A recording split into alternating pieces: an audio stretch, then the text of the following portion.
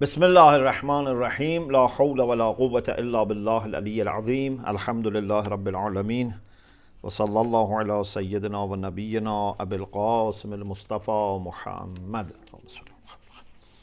وآله الطيبين الطاهرين اللهم أخرجني من ظلمات الوهم وأكرمني بنور الفهم اللهم افتح علينا أبواب رحمتك وانشر علينا خزائن علومك برحمتك يا أرحم الراحمين. Alhamdulillah, we have tawfiq to resume our series on philosophical psychology after New Year holidays. And I am also sorry that last week I was traveling and we couldn't have our class. So we are starting lesson 7 of the book, which is first part of the discussion about createdness of the soul, حدوث النفس. Lesson 8 is also about the same topic. It would be part 2 of حدوث النفس, and then inshallah lesson 9 will be about the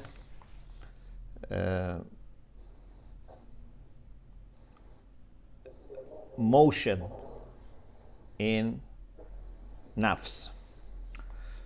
So before we start mentioning different views about createdness or eternality of the soul, there is a review of few technical terms that are familiar to you and you must be very much aware of them, but there is no harm in having a reminder. The term hudus is used opposite to qadam, and hadith is used in versus qadim. The very first way that these terms were used were by the theologians, mutakallimin, and maybe early philosophers to refer to temporal hudus and qadam. Temporal createdness, if you want to use for hudus. And it meant something either has a beginning in time, meaning that there was a time that this didn't exist, or it doesn't have, there was no time that this didn't exist. This is called hudus zamani, and the opposite is qadam zamani. So hudus zamani, temporal createdness, is when something was not there and at a certain time came to existence. But qadam zamani is when there was no time that this didn't exist. There is no history of non-existence. There is no condition of non-existence prior to coming to existence. But then philosophers introduced another way of using hudus and qadam, and that is hudus dhati, essential hudus or createdness, in contrast to qadam dhati. Hudus dhati means something as a contingent being, as a mumkinul wujud, in its essence does not have to exist, because mahiyya mutasawiyatun nisba ila al-wujud wal adam, and existentially it does not exist. When we look at the essence without illat, considering the relation with the illah, الممكن في ذاته يكون ليس، ولكن في ناحية من ناحية علته يكون أيس. أيس means وجود. Meaning that although it is متساوية نسبة إلى الوجود والعدم، ما هي has equal relation with existence and non-existence, but having ما هي alone or this contingent being alone means it cannot exist. It is true that existence also needs reason, but lack of إلا is إلا for عدم. عدم العلة علة للعدم. So there is a kind of Adam, a kind of non-existence for every contingent being in its essence. Whether they are hadith or qadim, when it comes to time, whether there was a time that they existed or they didn't exist, it doesn't matter. Every contingent being in its essence is non-existent, and existence comes from outside. So حدوث ذاتی then would be equal for ممکنات, and قدیم ذاتی is only used for واجب الوجود بالذات. So they can say everything is حادث, even if we believe that this universe, this world is always there, it's eternal. They say it doesn't contradict being حادث, because we mean by حادث, حادث ذاتی. It seems that they wanted to somehow solve the problem that the first impression you get from the scriptures is that the universe is حادث. According to them, it's not حادث. There are beings which are حادث, but the whole universe is قديم, because of obvious reasons in philosophy, because God is absolutely gracious, and for them to have God as علت تامة and not have the universe, it doesn't make sense. This is a discussion, we don't want to go to that discussion. So the way they try to bring reconciliation with the scriptures is to say, yes, even if we believe in قدم زمانی, everything is حادث ذاتی. So the difference between حادث زمانی and حادث ذاتی is that in حادث زمانی, existence and non-existence do not come together. They don't coexist. Therefore they call عدم مفارق. Non-existence was before existence. Non-existence doesn't come with existence. But in حدوث ذاتی, we have عدم ذاتی, and عدم ذاتی is there even when it exists. Therefore it is called عدم مجامع. It can coexist with existence which comes from Allah. This was just a reminder of few technical terms. حدوث ذاتی in contrast to قدم ذاتی, and حدوث زمانی in contrast to قدم زمانی. Now, let us go to the discussion about soul. There are many different views about the soul. Of course, some of them are not very strong, you can quickly dismiss, but some of them are strong because great philosophers with deep understanding and thinking have subscribed to them. So it's not easy to choose between some of them. Some of them you can quickly dismiss. The first view is the view of some of those who have no faith or those who are zealots, ghulat, zealots who were exaggerating about some of the religious figures and attaching to them some kind of deity. Mullah Sadra in Asfar quotes or attributes to these people that they believed nafs is qadim zamani, means there was no time that nafs didn't exist. Plus, nafs is also qadim zati, means it's not contingent, it's wajibul wujud. So it's both qadim zamani and qadim zati.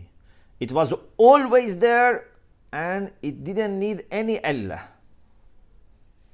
It's like another God. Na'udhu billah. This is one view. The second view is the view of those who believe in reincarnation, tanasukh. You know tanasukh. Tanasukh has different forms, but a very common form of tanasukh is to believe that human soul is always with a human body, but after departing one body goes and belongs to another body. Normally, it's not necessary, of course, and the author Sheikh Fayyazi distinguishes between tanasukh and denial of resurrection. He says maybe someone accepts tanasukh, but if they don't deny resurrection, there is no proof against them philosophically. But most of philosophers don't accept tanasukh. Anyway, according to tanasukh, the soul belongs always to a body. After one body, goes to another body. When it dies, it goes to another body. But normally they say that what this person has done with the body would determine the future. Should it go to a body and suffer, or should go to a body and enjoy? It's dependent on what the soul did with the previous body. So for them, human soul is not qadim zati.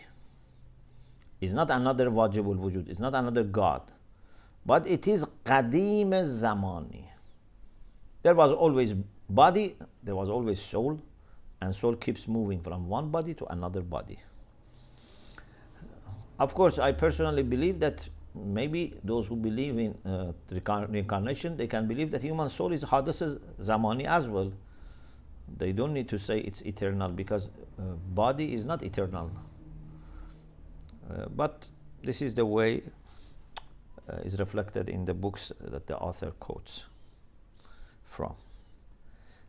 So, unlike the first idea, which was saying that the soul is both qadim zati and qadim zamani, they say soul is qadim zamani but not zati, meaning it's not another wajibul wujud, it needs Allah. The third opinion is similar to the second and in a sense to the first, but is more similar to the second, because both first and second and the third believe that human soul is qadim zamani. Okay? The first was saying qadim zamani and qadim zati. The second said qadim zamani, but at a certain point belongs to this body, then goes to another body, and always existed in this material world, in this physical world. The third says it's qadim zamani, but not in the material world. It was in barzakh. You remember we talked about واجب الوجود, then عالم عقل, then عالم مثال, and then عالم ماده. So the soul was in عالم برزخ. So before belonging to body, because body is created, even the first human body was created at certain time. It's not eternal. Before that, where was the soul? Was in barzakh. The fourth is similar to the third.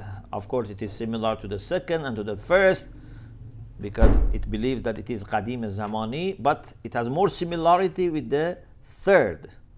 The only thing is that it says instead of being in barzakh or alam mithal, was in alam aql, in the universe and the realm of the intellect.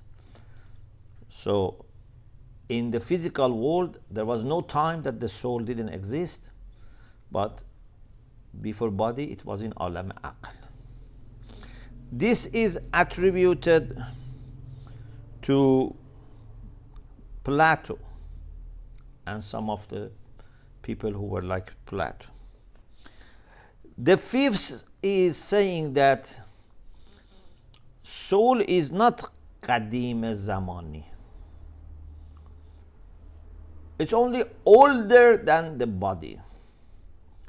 Every soul was created, according to some hadith, 2,000 years before body was created. Inshallah, next week when we study the part 2, we will read the hadith about this. So, before Adam alayhi salam, his soul was created 2,000 years ago. Our soul is created 2,000 years ago. Every soul is created 2,000 years before creation of the body.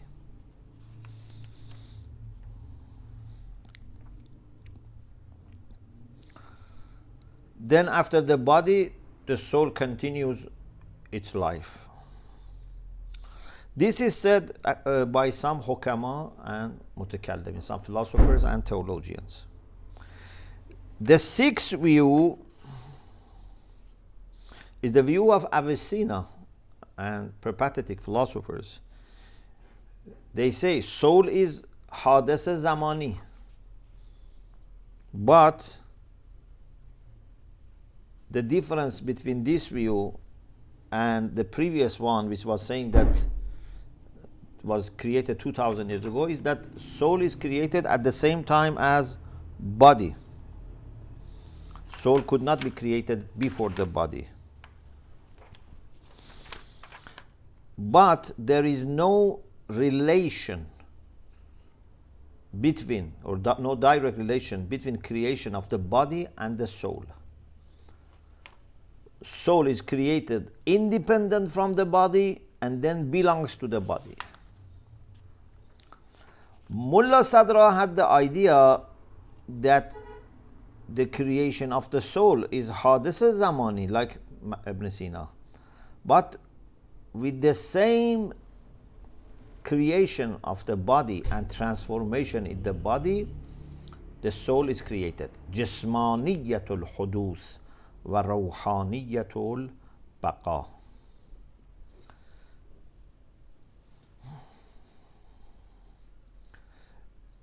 The eighth view, which is attributed to Ibn Arabi, is to distinguish between ordinary souls and the souls of perfect human beings, insan kamil. When it comes to insan kamil, the soul is eternal. Just waits for the body to be created and then belongs to the body. But ordinary souls are created with the creation of the body. And before body existed, they had no existence. So these are 8 views that are found about huduth or qadam of the soul. Now, let us look at their arguments and evaluate their arguments. Those who believe in eternality of the soul, they have arguments. These people vary from those who believe in the first or second or third opinion. You know, some we said they believe that soul is eternal in time, eternal in essence. Some people say no, eternal in time, but not in essence, and they say it was before, for example, in barzakh or in tanasukh. What are some of their main arguments?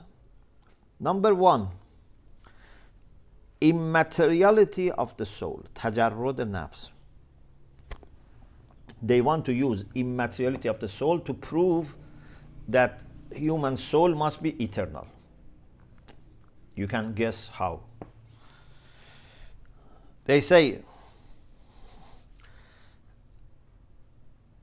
if the soul is immaterial, it has to be eternal.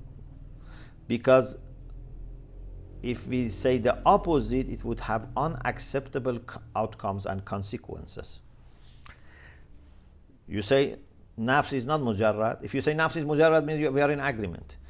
But like Burhan Khulf, if you say nafs is hadis, then everything which is hadis must be preceded with madde, which accept it. كل حادث مسبوق بالمادة. Then it has to have استعداد, because everything which has madde needs استعداد so that can become actual.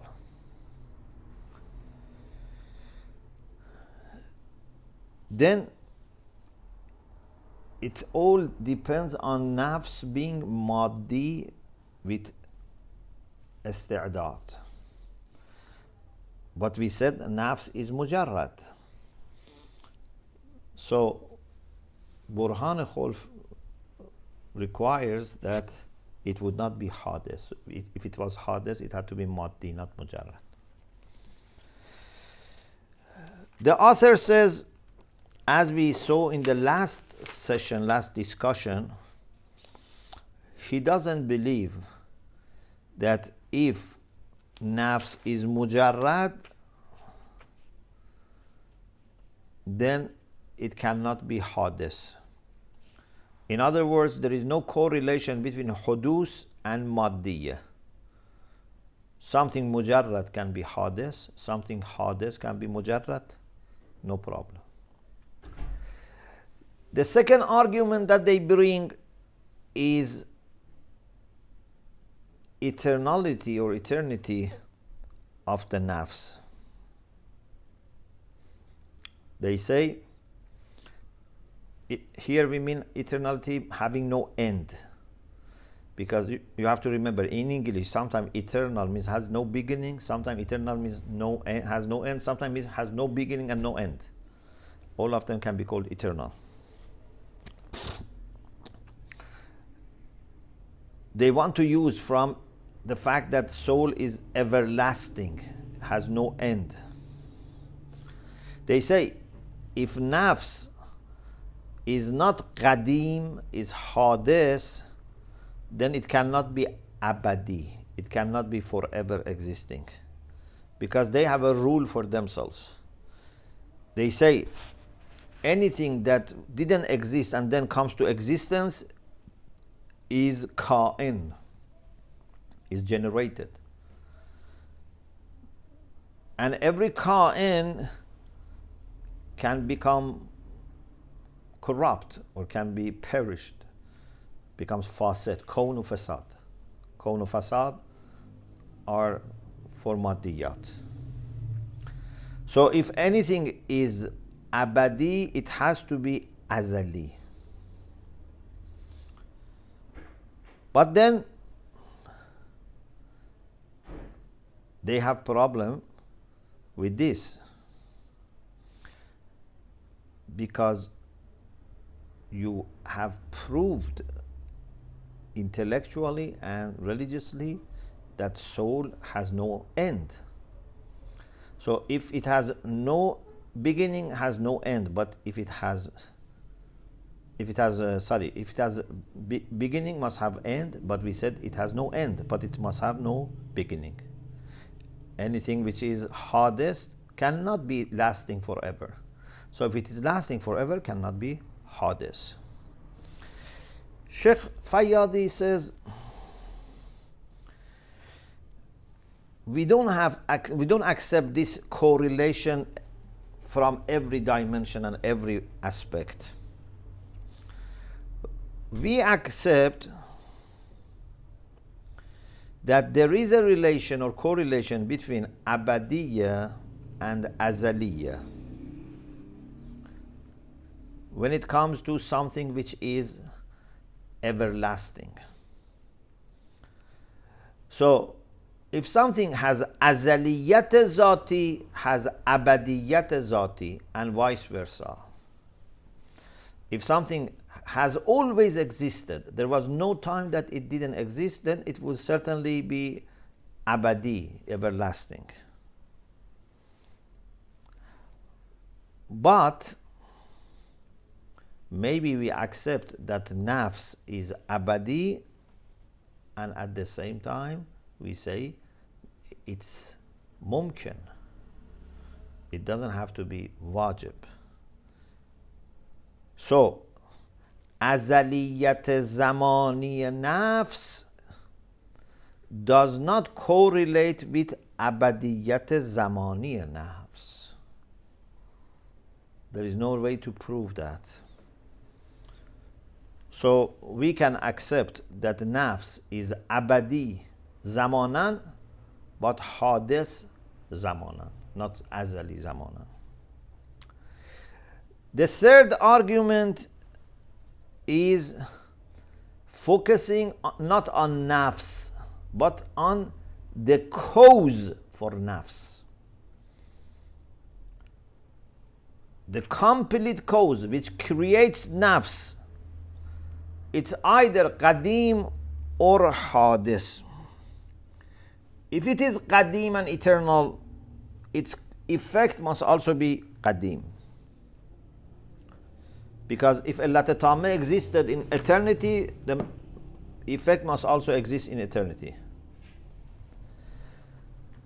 So nafs has to be also eternal. If Illat Tammah or Illat Nafs is hadis, then is it murakkab, compound, or simple, basit? If it is basit, again it has to be eternal.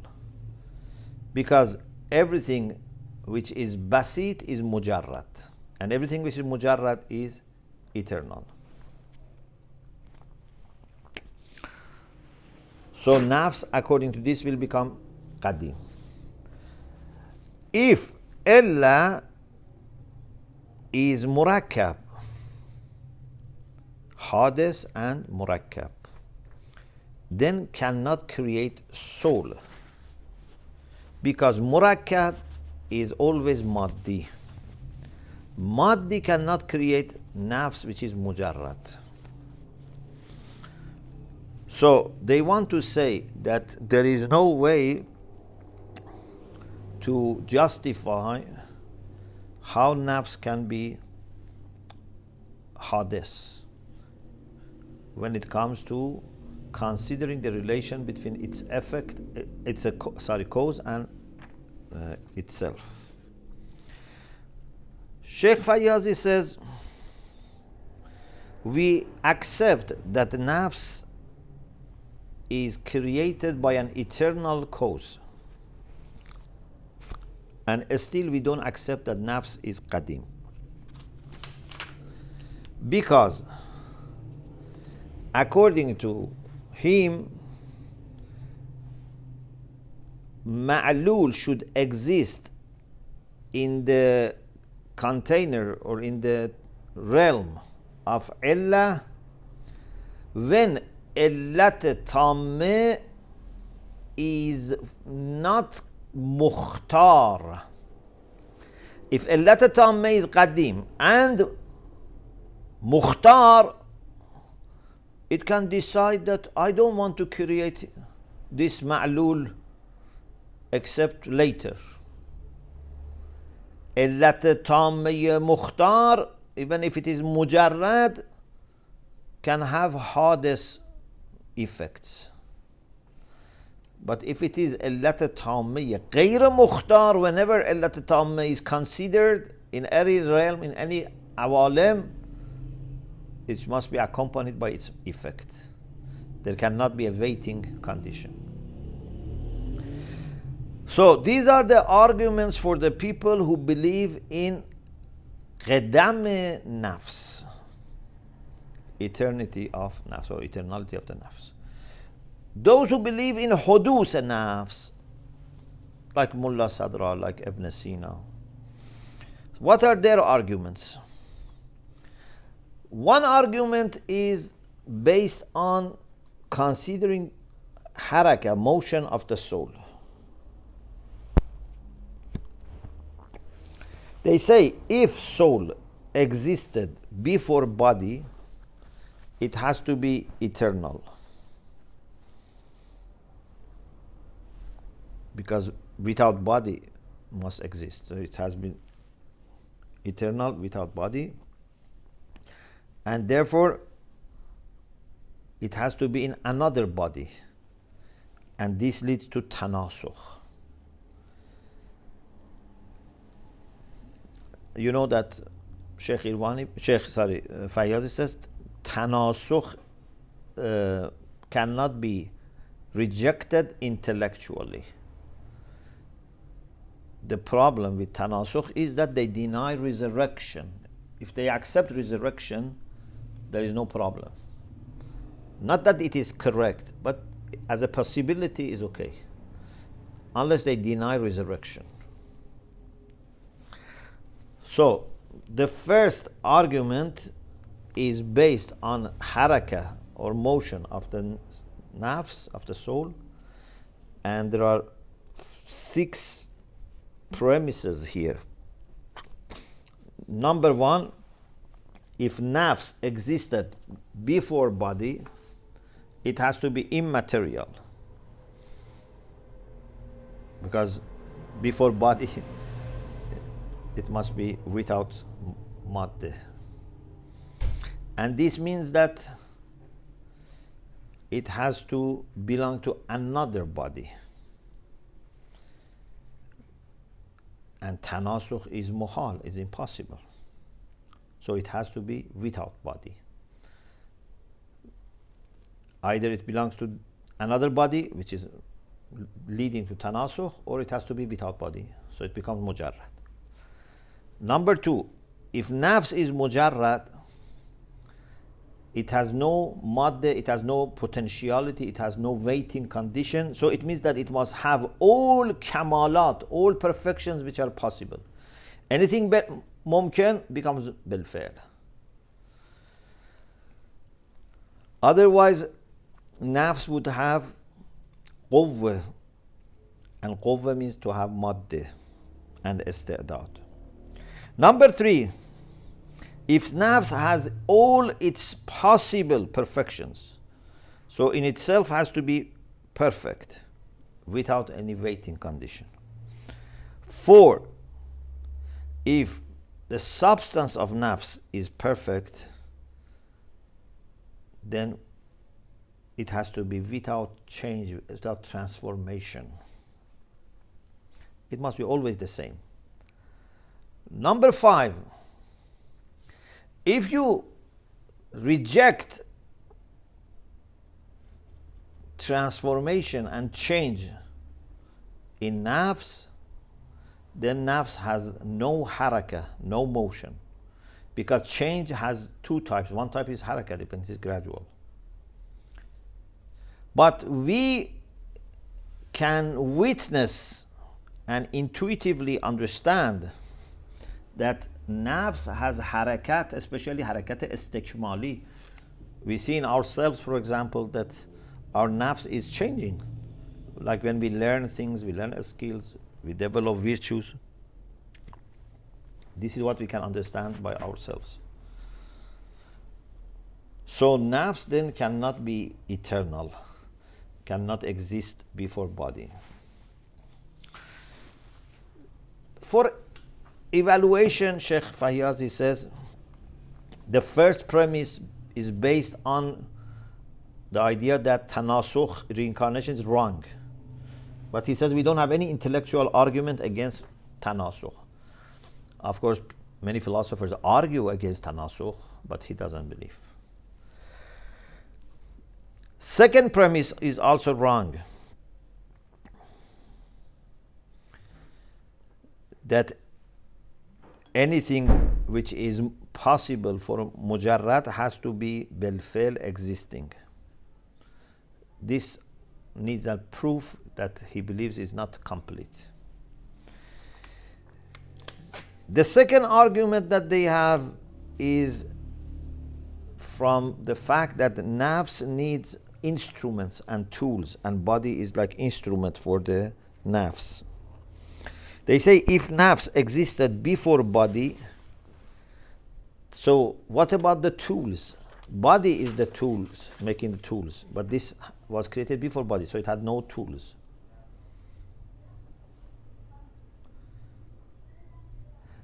Nafs certainly needs tools. We understand it through ilm huzuri, knowledge by presence. We can intuitively understand that nafs needs tools.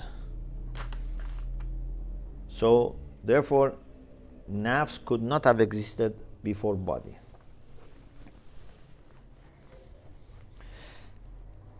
Sheikh Fayyazi says the first premise is not right.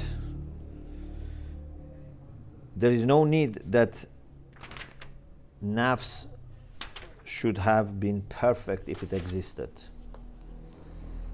There is no correlation between them. The third argument is that, as we said before, philosophers say every naw' mujarrad, every immaterial species has to have only one case, munhasarun fi fard, has to have only one instance. So, if nafs existed before body, it has to be mujarrad, and mujarrad has only one fard. And this is wrong because we feel human beings are individuals for the same humanity. We can see humanity common between individuals. So therefore, nafs is not mujarrad.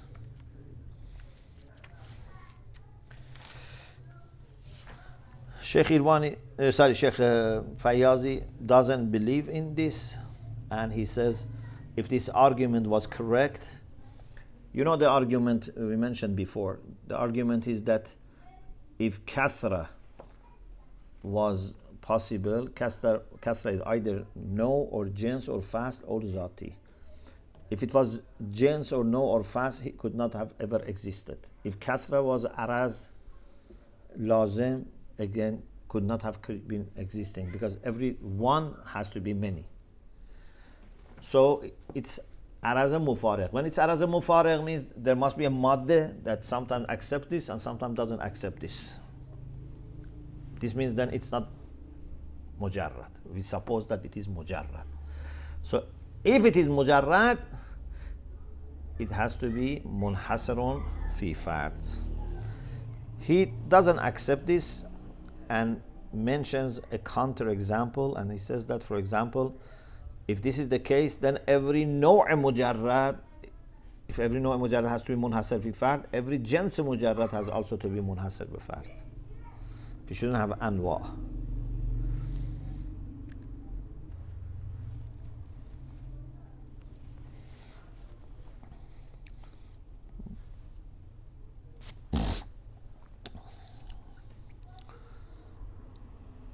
he also believes that mujarradat can change. There is no proof that if something is mujarrad and ghayr maddi cannot have potentiality and change.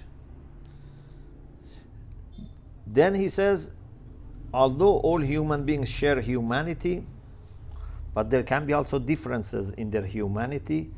Therefore, it's possible that a group or an individual would belong to another no.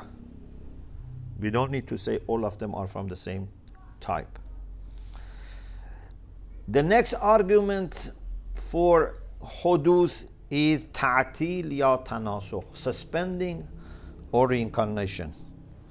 They say, although soul is jawharun mujarradun zatan muta'alliqatun bil maddati fi'lan, yeah? So in its activities needs body. And whatever needs body needs matter. If nafs was before body and before matter, then was not able to do anything.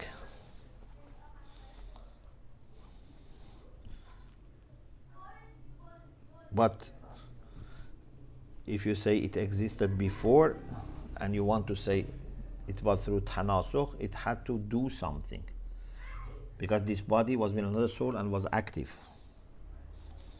So if you say it didn't have any activity, it didn't belong then to anybody, then it was in a suspension.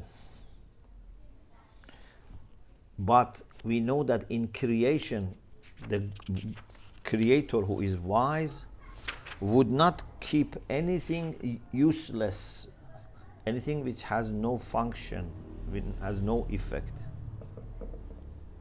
Therefore, nafs could not have existed before body in suspension, without activities, etc. Nafs must have been created with the body. Inshallah, we mention also hadith and verses of the Quran to support this idea later. Evaluation. He says suspension or ta'til means that nafs neither does anything nor is influenced by anything. But we don't accept this. We don't accept that everything that nafs does is through body. We said that nafs jawharun mujarradun zatan muta'alliqun bil fi'li, muta'alliqun bil maddati fi'lan. But this doesn't mean that nafs without body doesn't do anything. And then you say it's in a suspension. What about ilmun nafs bizatiha? This can exist even before body. Nafs has knowledge of itself or herself, her faculties, actions, etc. So we can have this before body.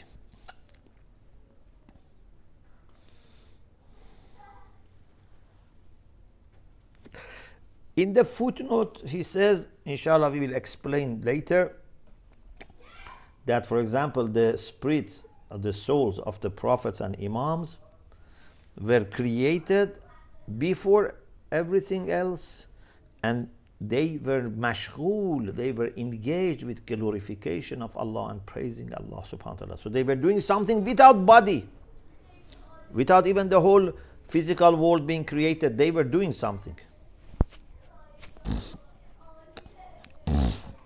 The third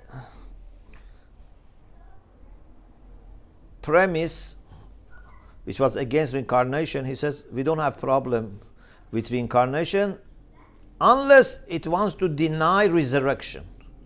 If someone doesn't deny resurrection, we don't have any rational argument against reincarnation. Means body belongs after death to another or soul after death belongs to another body. The fifth premise can be rejected by another counterexample. What is the counterexample? Death. After the soul is disconnected from body, after we die, soul continues. Soul is eternal.